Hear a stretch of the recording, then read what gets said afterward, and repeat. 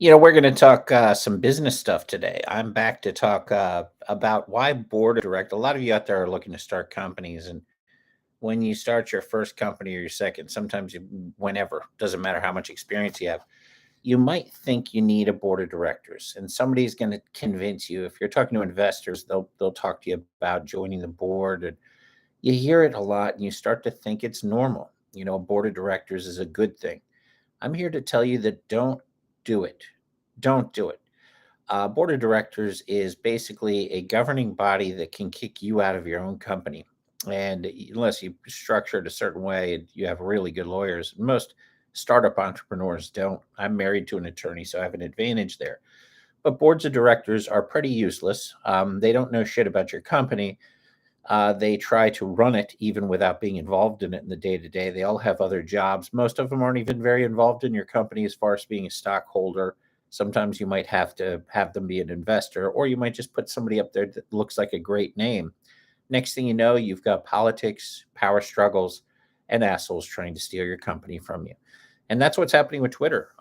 So Jack Dorsey's out, and they kicked him off as president. And they kicked him out of his own company. The guy started Twitter and grew it, and now he's off the board.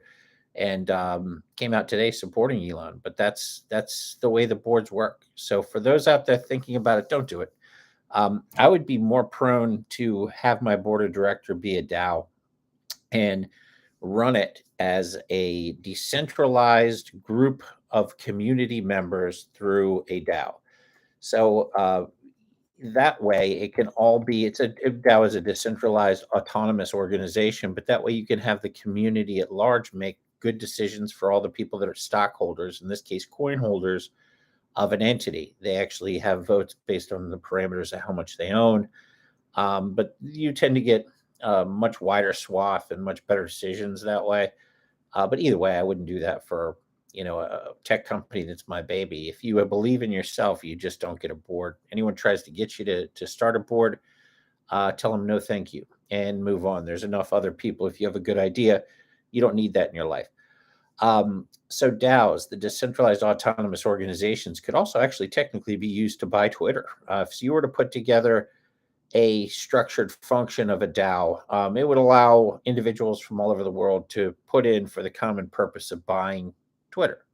It'd be a real powerful way to gain money. You can also use it to run charities and other things, but really it's an aggregate of people putting in money for a common purpose, whether it's feeding starving children in Africa or buying a multi-billion-dollar tech company. You could basically just put that aggregate together. So watch DAOs. They're going to become more and more important as time goes on and people get more comfortable and familiar with it, and you get more high end money into it.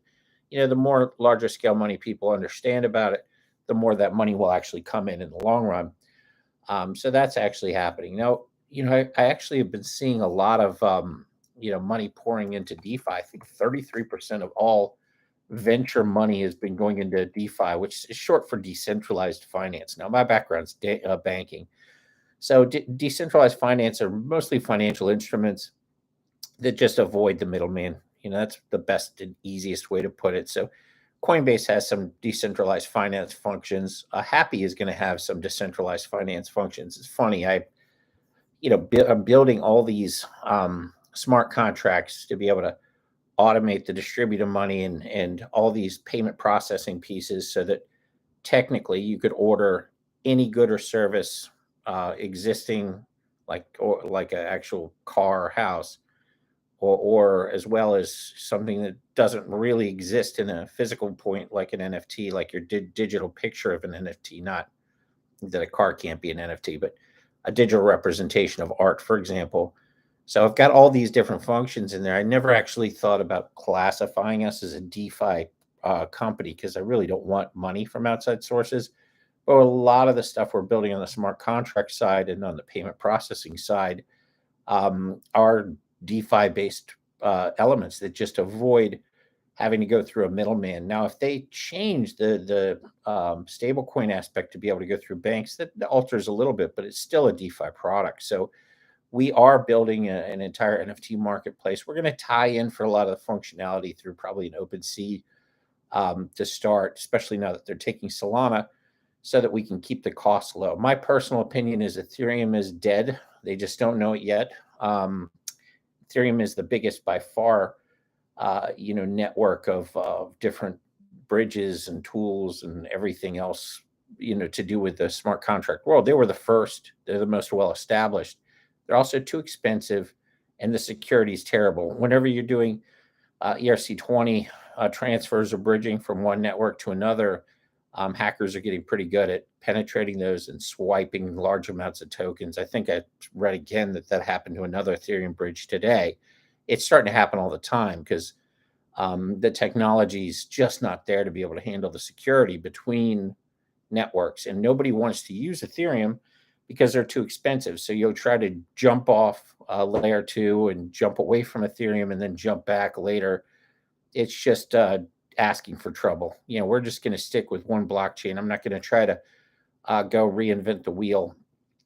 People will be able to use US dollars to be able to purchase our tokens so they can, tie in and maybe tie in Luna, but we're not going to go, Ethereum, this, that. It's too complicated. And quite frankly, I think people are more interested in simplicity than they are, complex cross-chain parameters. Until somebody makes it real super simple, like Thorchain's working on this, but until somebody actually masters it and makes it super simple, it's going to be a challenge, and I need to look deeper into the security that Thorchain has to see if they're an option for us, because I'd love to have it, but I don't want to have our customers have any chance of getting their money pilfered.